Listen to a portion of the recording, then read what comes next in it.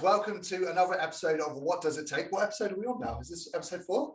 Episode 5, yeah, we're whizzing through it. 4 or 5, we're not sure. But today we're joined obviously by Georgia, again, my co-host, but also Mr. Alexander Freshwater, aka Mr. Crispy. Welcome to the show, mate.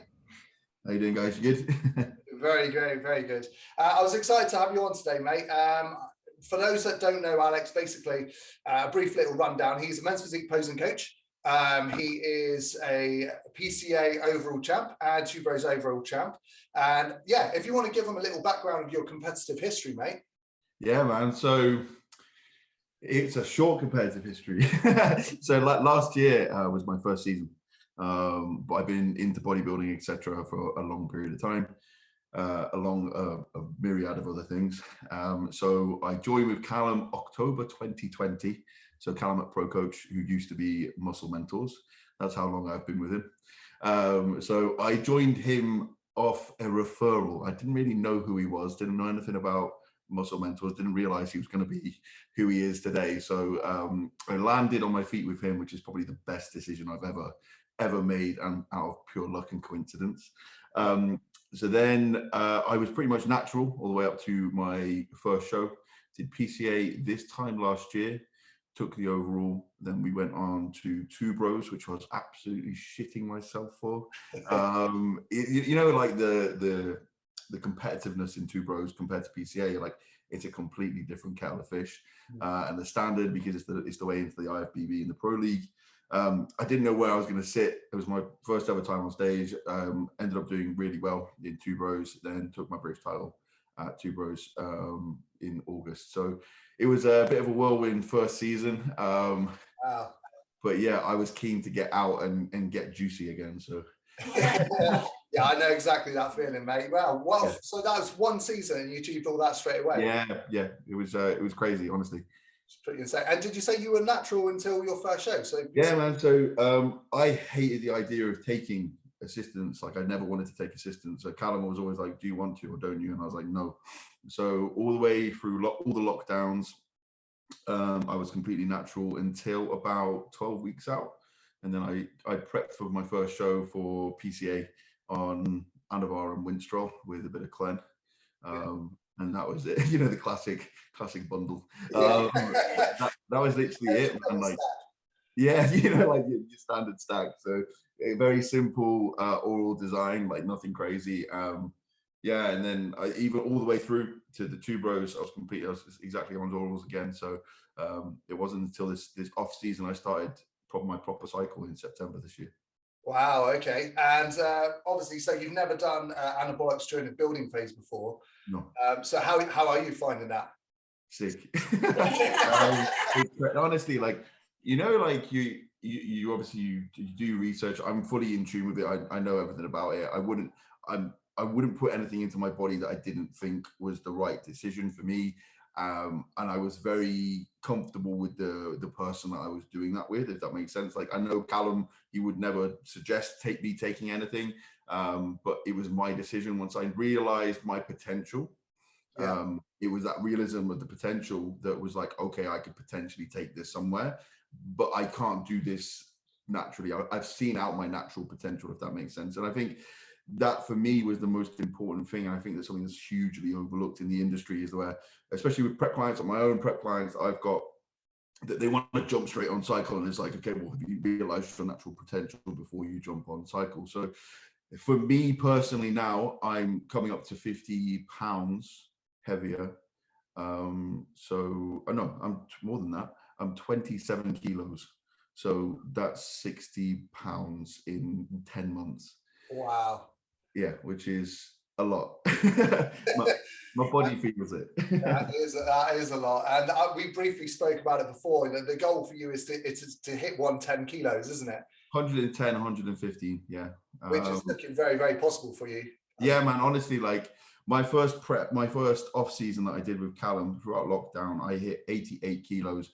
And no matter how much food I threw at me, nothing, my body just wouldn't budge from 88 kilos. So I prepped off 88. And like, you know, like you look back at pictures and you're like, what the fuck? you look pathetic. You know, like you look so small. And so it's compared to where I'm at from that now, seeing this morning I woke up at 104.6.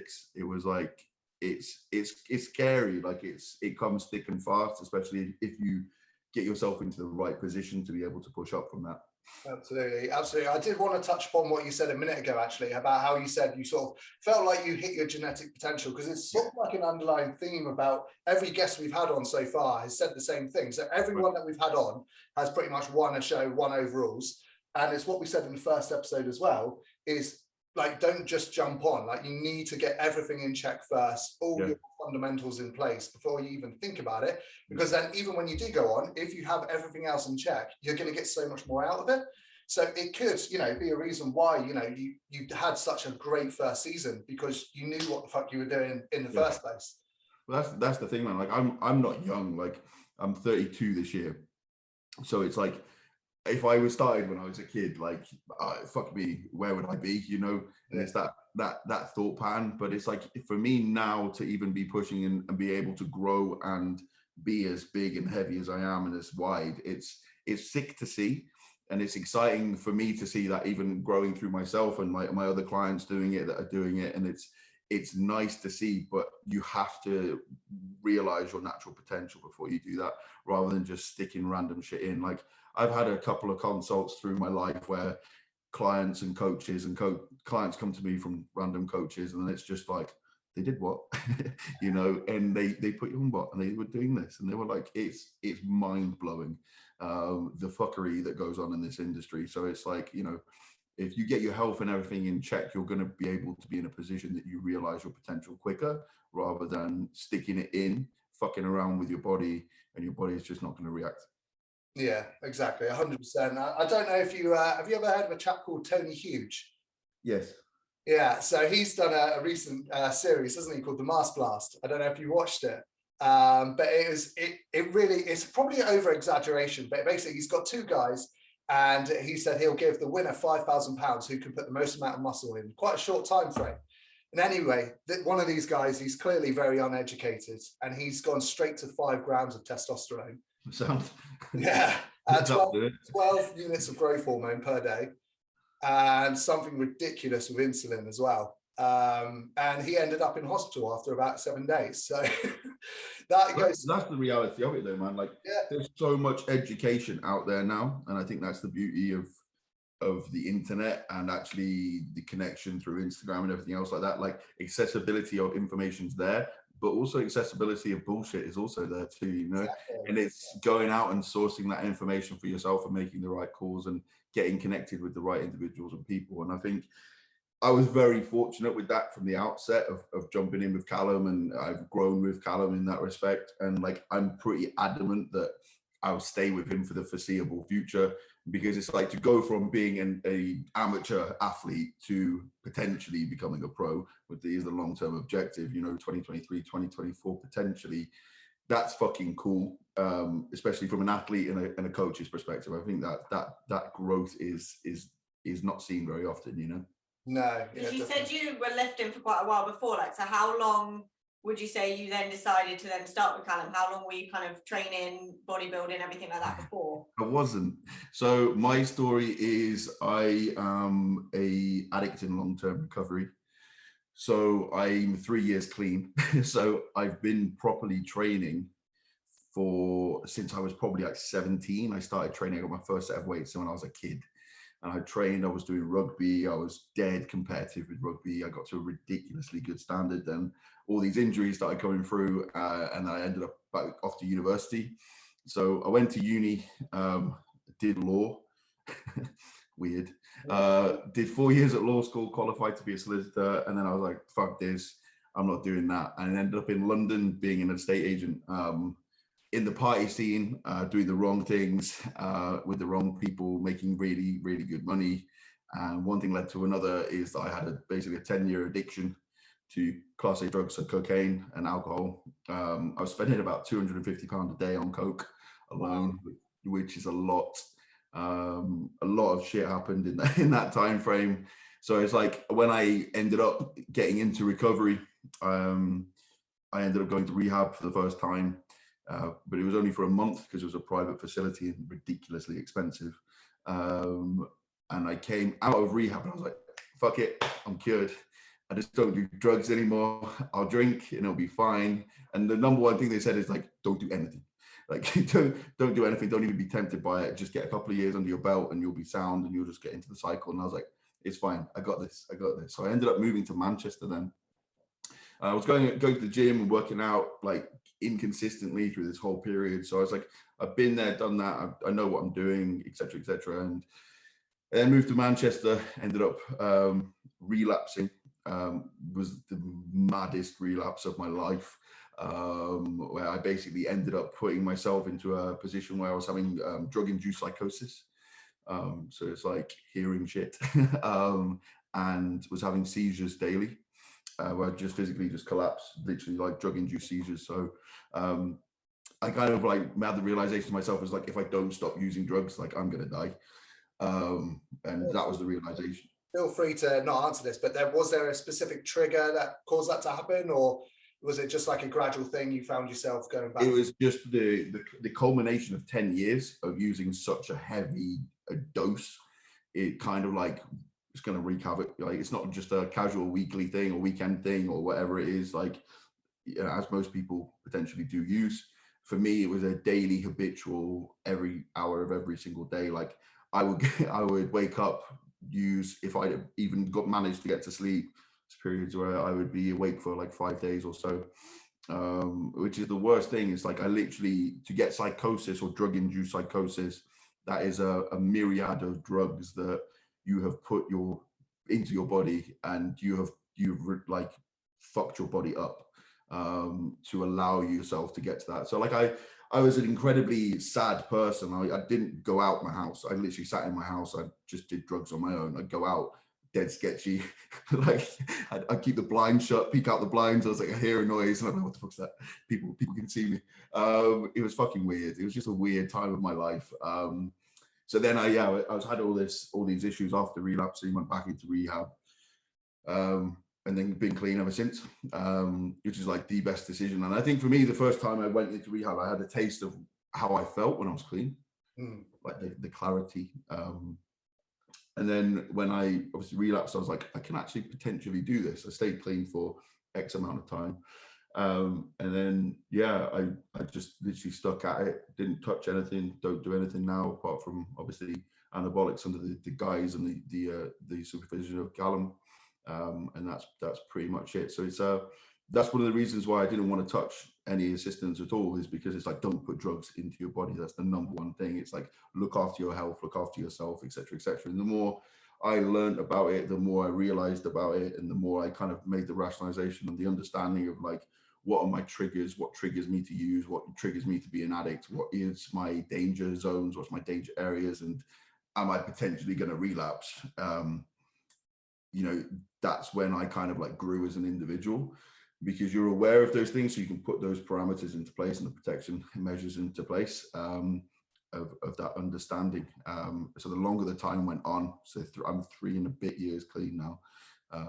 I would say I'm pretty solid with my recovery. Yeah. No, that's awesome. Congratulations on 3 years, man. Yeah, I appreciate that, man. It's crazy, like, because it's like I see pictures of myself now 3 years ago, and I'm like, oh my god, like I wasn't a well person, like, you know, like I wasn't like a street addict. I was still like relatively to do, if that makes sense. Like I was just really, yeah, not in a good place in a mental sense, if that makes sense. So do you think the gym has helped you by giving you like such a big focus now?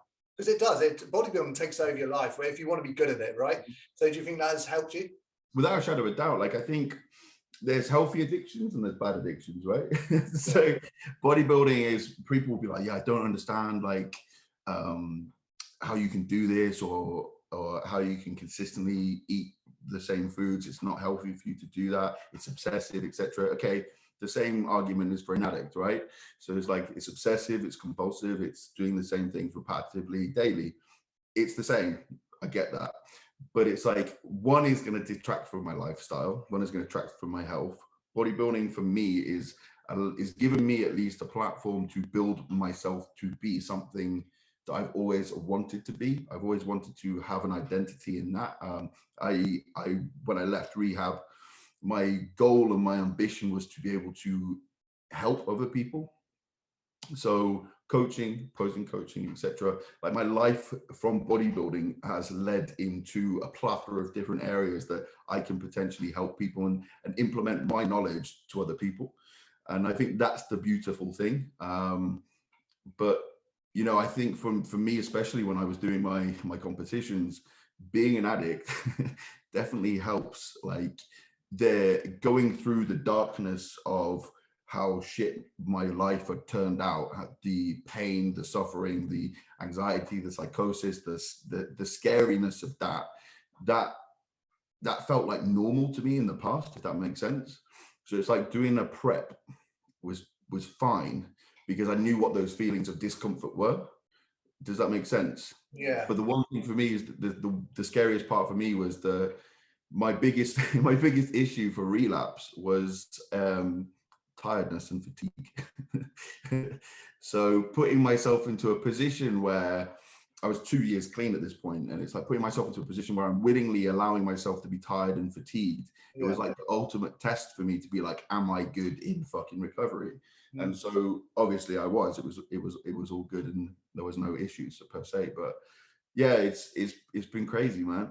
Yeah, I think that's really good that you're basically so mentally aware now. Yeah. You know what sort of your triggers are, and I can kind of relate to this because obviously I wasn't addicted or anything like that, but when I was younger I did a lot of class A drugs as well, and basically it developed into anxiety and severe panic attacks for me. So now I'm quite aware of that as well, and I stay away from any triggers. So triggers for me are basically any stimulants. So I can't do things like Clen, Himbine, anything like that, because I know that would trigger me. So yeah, I think it's the same sort of thing, isn't it? You've got to be. I'm the same. Like I still suffer really badly with anxiety, panic attacks, and like I'll have days where I'm fucking sweet. I'll be absolutely fine, no problems whatsoever. And then there'll be days that I'll just be like, something's wrong with me. Like I'm fucked. Like I'll have days where I don't pick up my phone, I don't go outside, I'll stay in bed. Like it is what it is. Like I'm a 10 year of a using addict. Like fuck me, there's still going to be remnants where I'm just like, oh shit, like I feel my feelings now. And I feel like for so many years, like I used drugs to mask how I felt. Now I don't have anything. So you know what I mean? Like I can't go and have a cheeky drink and like just like get rid of that. I'll have a wind down after a long busy day. It's like you have to accept that that's how you feel and actually deal with it in the moment, if that makes sense. And it's those coping mechanisms and dealing with it over a duration of time is that it still happens now. Yeah, 100%, mate. Coping mechanisms is a really good thing. And I spoke to a psychiatrist, and they helped me massively. I only had a few sessions, but within those sessions, she analysed what the cause was and then helped me work through it. And since then, I've been pretty good, haven't I? But it is a crazy thing, and you do need to be very mentally aware before you go on. So, for example, if you're a really angry person, like trenbolone is a very bad thing, right? So it's certain compounds to definitely avoid and certain drugs to avoid if you have a history of certain things. But yeah, I know some pretty angry guys and they've gone on tren and they don't ever seem to hold a relationship down. But that's the understanding between an individual. It's like there's being fucking done for the sake of it. Yeah. Like I personally won't do things that I know aren't going to be beneficial for me. It's like I literally just want to continually progress. I don't want to fuck my life up. You know what I mean? Yeah. I've done that so many fucking times. I've been there. I got the t-shirt. I got the awards. I've done all that shit. And now for me, it's like it's creating a stability, and it's that creating stability and long-term progression within the sport that's going to benefit me. And that's why it's like I said to you at the beginning, it's like there's no need to jump balls deep in it from the start. Like see out your potential and then go from there. It's like I run such little drugs now, like it's ridiculous.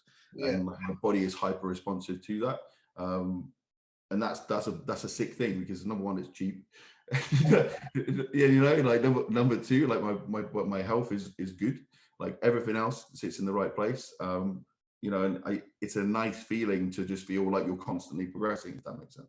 Yeah, 100%. So is Callum big on blood work? I imagine he is, isn't he? Because he's I see a lot of the protocols he puts out. It's very, very like safe, in quotes, safer method So does he get you to your blood work like periodically throughout the year? So I get my blood work done regularly, depending on what's going on, and if I have any like symptoms, or like I have high prolactin because of the amount of stress that I've put on my body.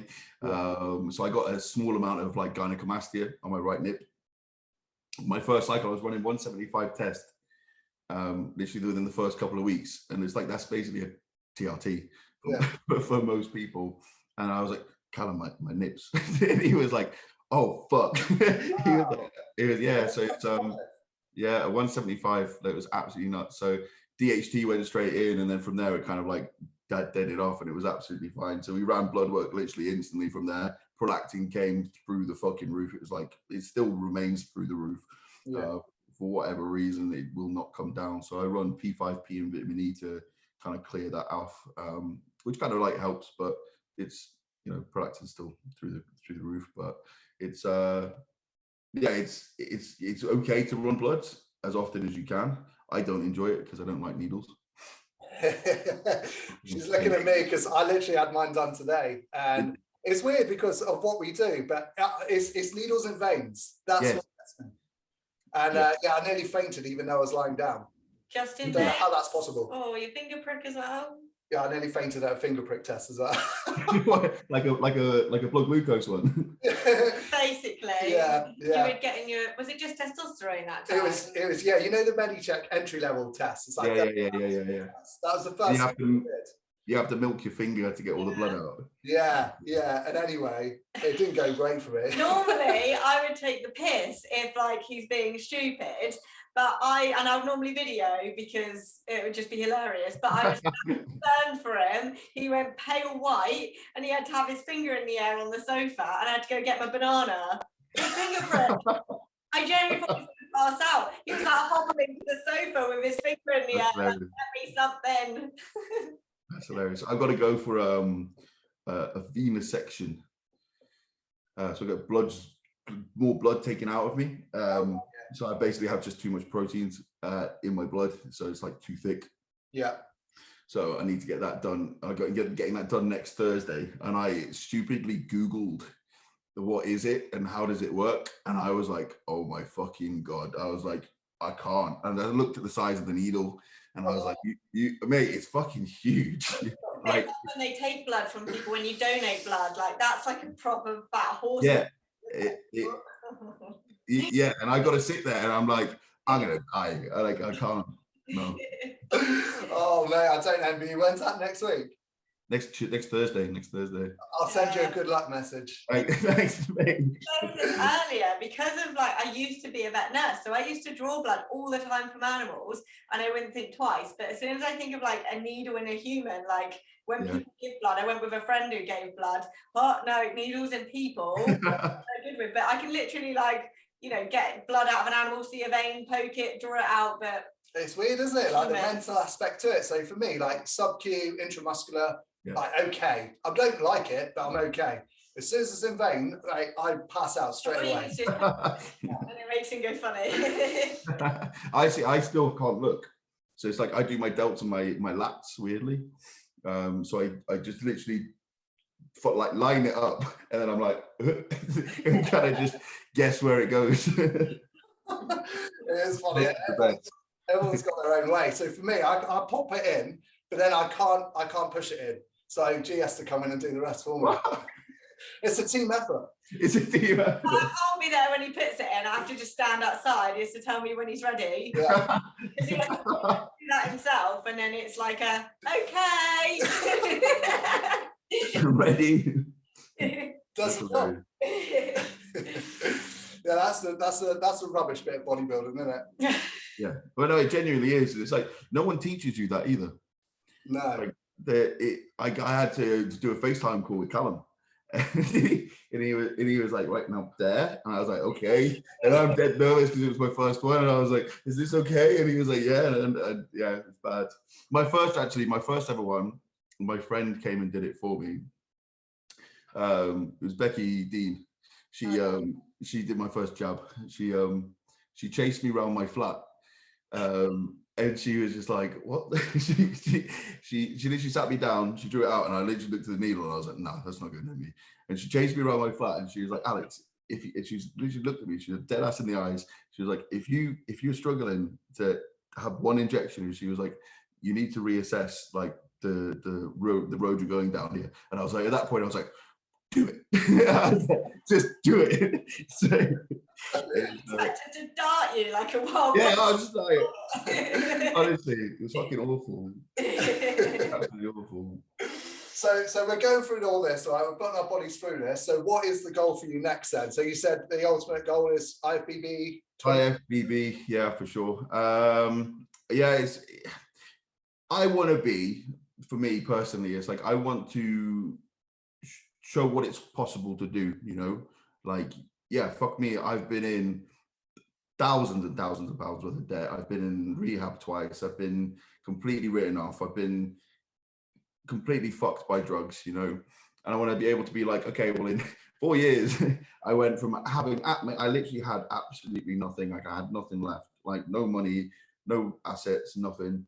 And I've had to grow for myself from there. And it's like little baby steps is the best thing for me. Like if I do like a 5-year plan, I'm fucked because I'll be thinking about the 5 years. If I just do like what's happening today, sweet, let's go, you know? And it's like that little baby steps, daily steps that have grown over these last 3 years to be where I'm at now. And like, I'm incredibly fortunate to be in the position I'm in.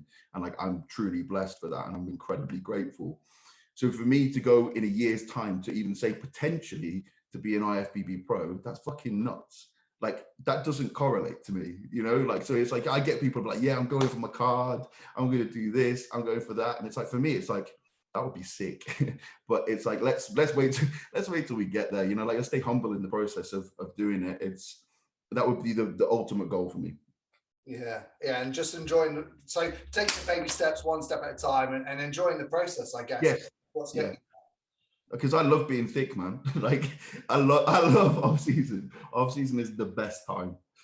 I would feel like most men are happier in off season. I was literally chatting to someone in the gym about it because I think as being a female and a competitor, especially a bikini person, you always get perceived as having to be small.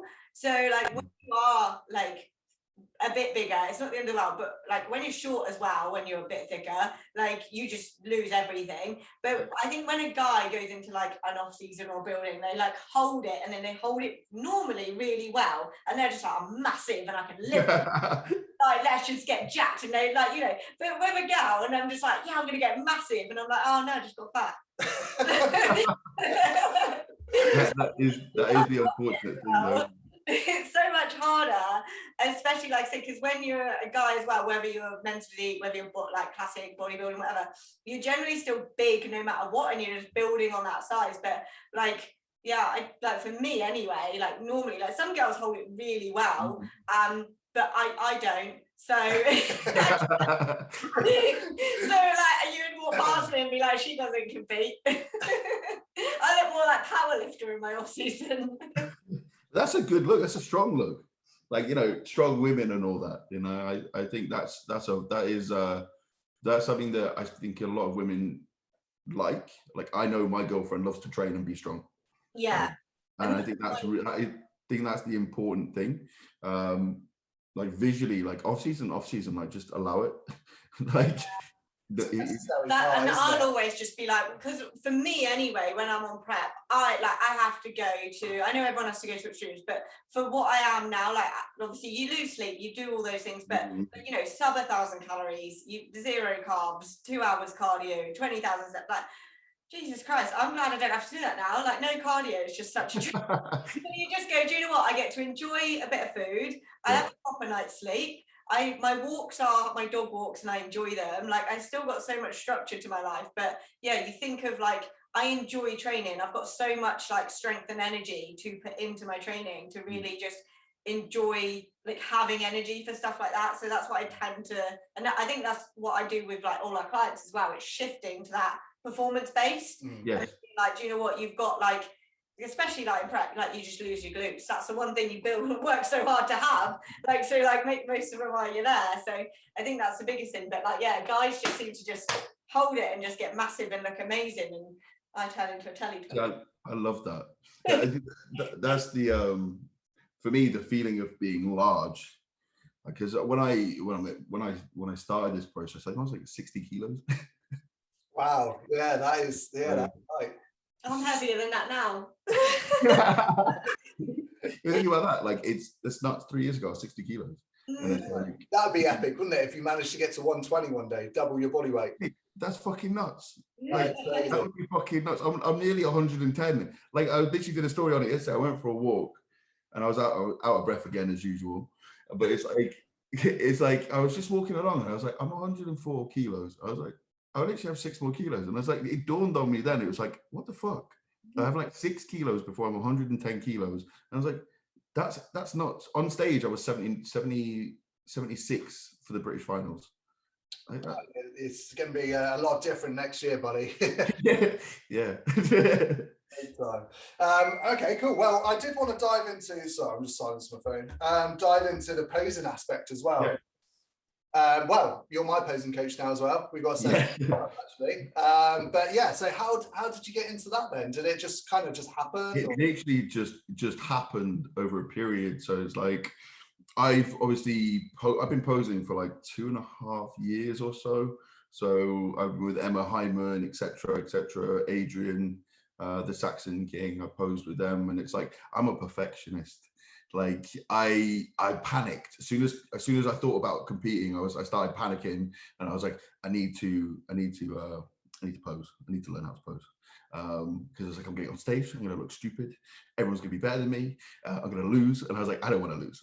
So it's like I will do anything any extent to be the better I can be. And I ended up seeing Emma, I saw Adrian, I was probably spent thousands and thousands of pounds on posing and everything else to kind of like become who I am. And over that time, it's like I learned the way that I move, I learned the way that I like flow, etc. And it's like with being because I did PT I still do a bit of PT. It's like the way that your body moves. It's like I felt like for me, it's like I can work out and I can and give that and pass that over to somebody else in a slightly different manner with my own style or my own structure and the way that I describe it and explain it, which isn't them, but is me, if that makes sense. And I think every single posing coach has a different style, and I think every single athlete should see more than one posing coach.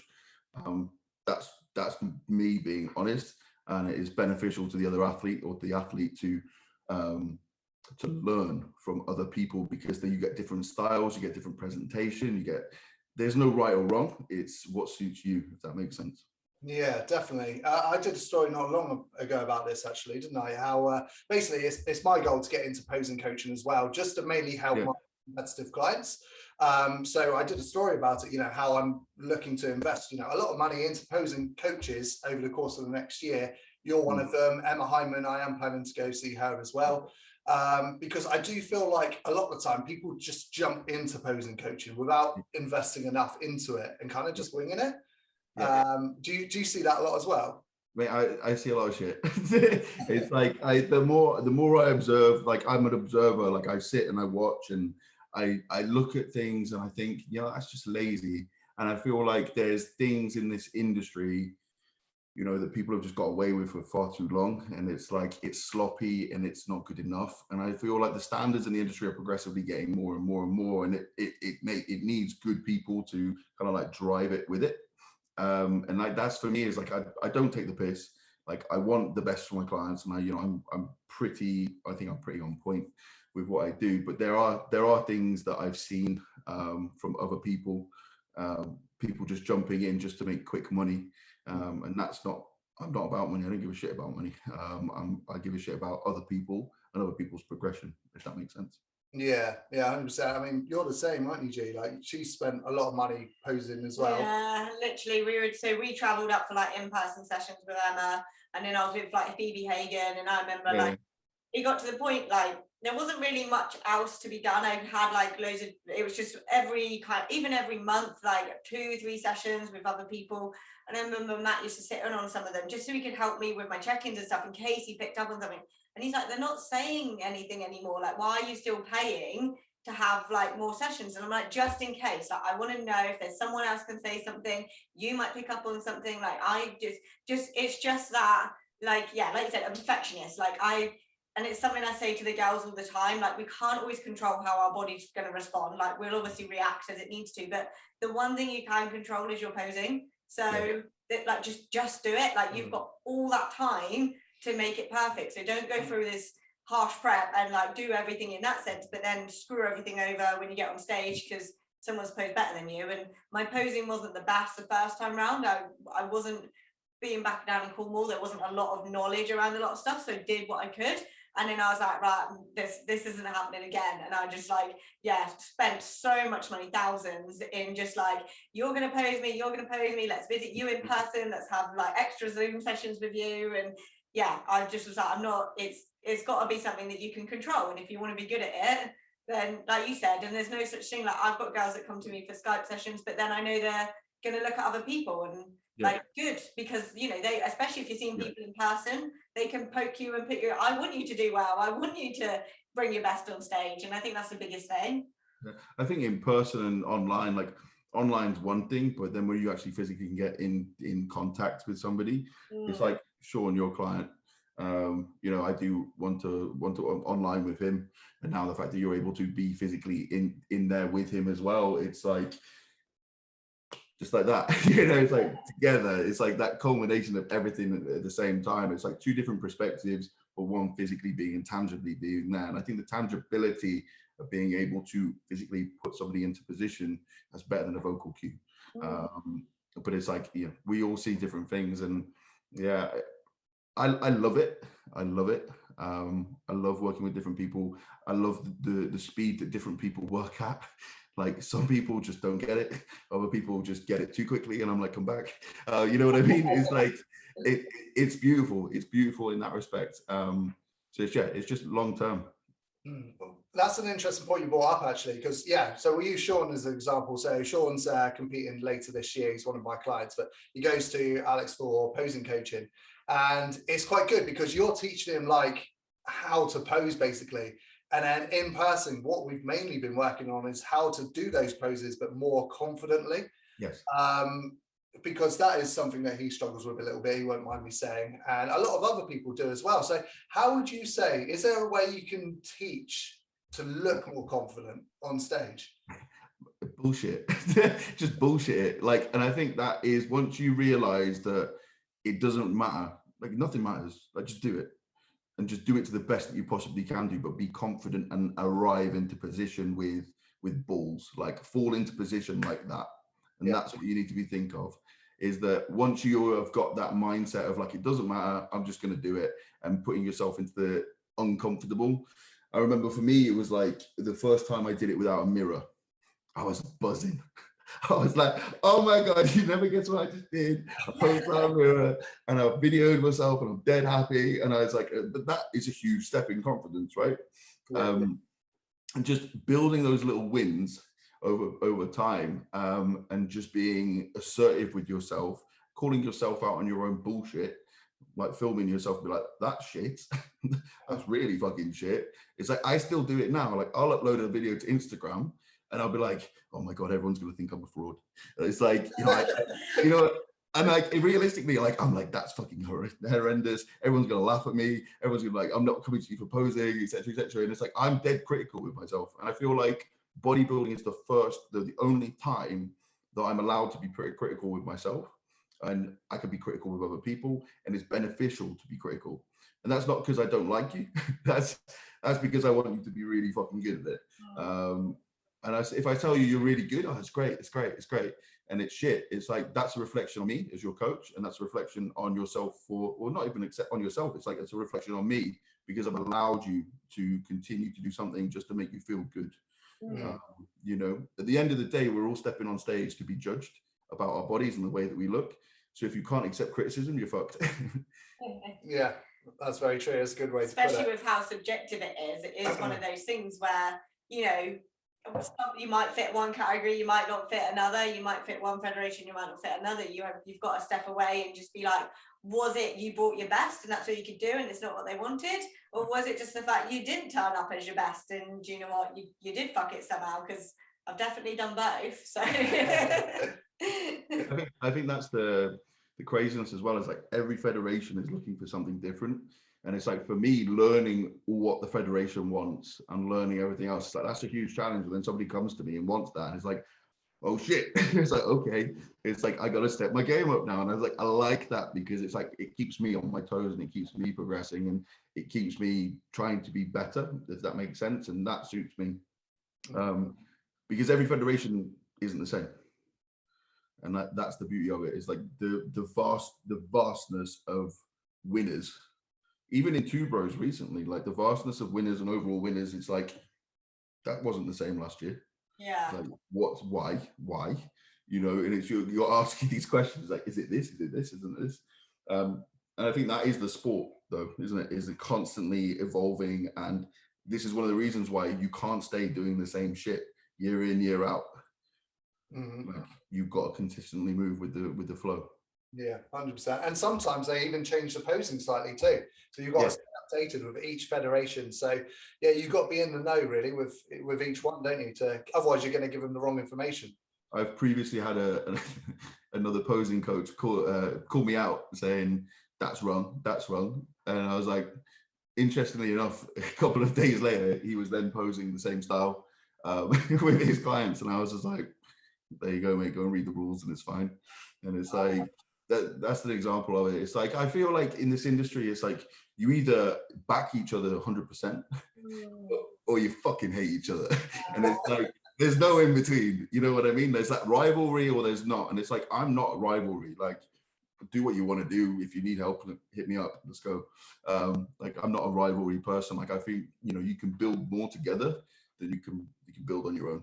Yeah, 100% the same. Yeah, I think people normally have a chip on their shoulder and it will normally say more about them and why they've got an issue because they've got this jealousy protection thing, or you wanna work with other people, you wanna like see what they have as good input, and then you wanna like be able to have input back and have that stronger connection rather than feeling like everyone's against you. A prime example of it actually was when I did a little posing session with Sean again, and I posted it on my Instagram, and I thought to myself, oh no, is that going to annoy Alex? Because obviously I'm but then you sent me a message, didn't you? You said it's awesome that you're posing with him in person and things like that. Like that's an example of supporting each other and wanting the best. An individual, you should always want everyone to just be their best, because you're not going to be whoever that person is. No one's going to. You've just got to do you and know that everyone's meant to be, ideally in an ideal world, supporting each other through that. You know, bigging each other up. That would be ideal. No, but it really isn't. People are. But that's the thing. It's like, it's mad, like the competitiveness in this industry, because it is like, it's a competition. It's like, who's the best? Who's going to be the best? Who's going to win? And it's like, who fucking knows? You don't know who's going to show up on the day. And it's like, you have to be the best of yourself. And I think that's the beauty of it, is like, if you know you've ticked all the boxes and you've done absolutely everything and you've stepped onto that stage and you've not missed a beat, then you can never be pissed at yourself. If you're there skipping shit, you're smashing off meals, etc., you know, that you shouldn't be smashing off, then okay, touche, and you don't win, then you got questions to ask about yourself. But it is a strange one, because in my prep, I sleepwalk. Oh really? I sleep eat. Oh no, that is. Oh no! Like, honestly, I shit you not. I woke up in prep a couple of times, and I'd wake up with bagels in my bed, like half-eaten bagels, like dry because they dried out. And I'd woke up and I had a whole pack of Saurine on the side once, empty. Lock your cupboard. You need to lock your cupboards. Honestly, I need like child locks or something. I'd work it out though, and it's bad. I've never heard of that then. Did that get worse in prep because you were hungry? Yeah. I'd wake up and I'd have to be like, how much have I eaten? I was like, how many bagels did I have? How many are left? Oh, It was, man. I was because I was going to say when you first said like I sleepwalk, I was thinking that's great. You can get your steps in whilst you're asleep. yeah. And you're like, hey, oh no, that's not great. I think it's like when I sleepwalk, I'm mischievous, man. Like I've TP'd my flat before with like toilet roll. So like I woke up in the morning and there's fucking toilet roll everywhere, and I was like, God. what are you doing at night? You'll have to just strap a GoPro to yourself when you're Yeah, well, I was looking at one of those like Amazon door cams with the night vision. I was going to put it in my flat just so I can see what I get up to. Like, I don't know. I feel sorry for my girlfriend. Like, next prep that needs to happen. yeah. Bad. Right, well, we got a few questions through from Instagram, so we'll whiz through them. So first one was, as a men's physique posing coach, what's the worst thing that you've seen in a division? And he put in brackets a hissing snake. So I don't know if do you know that reference? Yes. And it's like hissing. Yeah, so it's like just like people's breathing when you're on stage, man. Just like it's that when you're compressing and you're breathing, it's like you don't need to blow out so aggressively, if that makes sense.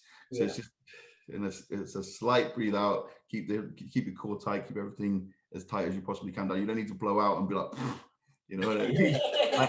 I've seen people blow out like five times a minute, you know, and it's just like not needed. Yeah, it's when they're gas. What else have you seen that you just don't like big no-nos? Big the sideways fingers, gun fingers. I hate fingers. It honestly, when anyone takes a side pose and they put the fingers out, you know what I'm talking about. It looks like they're fingering someone, and I'm just like, stop it. That was UK BFF back in the day. Everyone did the gun fingers. Oh mate, I hate it. I hate it. Sean even started doing the gun fingers, and I was like, Sean, stop it. Remember not to do that to worry. So hissing snakes and gun fingers, they're big nose. Anything? Yeah. Can't think of anything else. Pretty chilled apart from that. It's not too bad then. So next one, who do you think will win the men's physique Olympia? Oh, I don't know, man. Like, there's so many guys that could potentially be up for there. What do you think? I really like Chiron.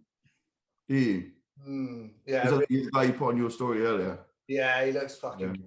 He's got a really cool style of posing as well. Yeah, really cool. Yeah, different, isn't it? Quite different to anyone else. He's got nice full look, but it's like the Olympia is kind of like taken by the same person every year, isn't it? So it's I don't know. Just think the judges have already pre-picked to win, really. It's competing in general, isn't it? It's like yeah. Well, the next one was thoughts on Jeremy Bundia coming back. Yeah, sick. He reminds me of Gerald at PCA. Oh, yeah, Gerald. Yeah, I know Gerald. Yeah. He's. I think Jeremy could do it because there's a lot of people saying that he won't. His structure, man, like, and it's kind of like when Ryan Terry did the Arnolds. It's like that. He's the pinnacle of men's physique, if that makes sense. So it's like simply by him being on stage, like he already demands an element of respect. Yeah. And obviously coming back from where he was at to where he is now, like I think that's absolutely sick. So where he'll place, I don't know, but he will definitely be up there in my opinion. I'd love him to win it again. I would. Yeah, it'd be thick. Yeah, if he can get his old shape with the new size, because obviously it's leveled up size-wise massively. Yeah, that would be unreal. So his arms, man, are nuts. Yeah, that is pretty crazy. That's the questions that we had. So we always like to finish with a few would you rathers. Okay. Yeah. Well, you want to read them? Go on, George. Because some of these I don't want to have a question in. So the first one: would you rather accidentally say your ex's name during sex or your partner's best friend's name? Best friend's name. Would you? Okay. I think an ex is dodgy ground, man. Like you should never bring the ex up. Well, what about when you go out with like your missus and her friends, and then her best mate sitting there? Would that not be awkward then? That'd be fine. I was alright with that. I really don't know. I mean, I'd be in so much fucking trouble either way. And there's no right or wrong answer here. Well, so we'll move on. What have you put? Would you rather poop your pants every time someone says your name or projectile vomit whenever you smile? That's random. Very random. Projectile vomit. Every Because time. I don't have to get changed. Yeah, easier. That's true. That's true. Yeah, I that's think you've pretty got to easy. think, One. how often does someone say that? I don't think anyone actually says my name. They'd say your name on stage. That would be pretty awkward. That would be pretty bad. But then you'd be vomiting all over stage because you've got a smile. That's true. You're fucked either way. Yeah. At least you've got board shorts to hide your poops. That's I wouldn't be able to do that in a bikini. Right. White. So what did you go with? I would go with the name one, poop your pants. And I'd vomit. oh, different. I'd just change my name and I'd be safe. Change your name? What? To have a different name on stage? Yeah. Here comes Bob. The Bob. Yeah. Last one. Would you rather win PCA Pro card and do really well on the PCA Pro circuit, or win the IFBB Pro card and always come dead last? That's a good question. Hard one. I really like PCA. Also, really like IFBB. I was going to say, is it enough though? Yeah. But I'm a pro, right? So yeah, you made that one. So Yeah. you'd be an IFBB Pro, but you'd just be. Every show you do, you're dead last. But you just wouldn't compete again, and you'd just say you're an IFBB Pro. Yeah, sound done. There we go. It's still better than being a PCA Pro, but you do really well at PCA Pro But you've at shows. least done really well the once to get the Pro card. Nearly half Yeah. the Pro card, and then don't compete ever again anyway. So. That's true. So, I'd be an IFBB Pro and be shit. Yeah, sound. Say no more. yeah, but I mean, PTA don't really like my physique, so I don't think I'd ever get a Pro card with them. Or not going abroad for the IFBB. To be fair, I think I'd say the same. Just instantly put it in your Instagram bio. Matt Parker, IFBB Pro, sorted. Never can Yeah, can retire happily. Yeah, that's all of them. That's it. Yeah, sick. Okay. Well, thanks for coming on, mate. It's been a pleasure talking to you. And Me. if anyone wants to find Alex, what's your Instagram, Alex? It needs to change, but it's the real Mr. Freshwater. Nice. Well, anyone wants any posing coaching, men's physique posing coaching, guys, check him out because he's really fucking good. That's why I pay him to be my posing coach. He knows his shit. So yeah, send him a message. Awesome. Thank you so much, guys. Lovely to catch No up. worries. Cheers, mate. See you later. Bye-bye.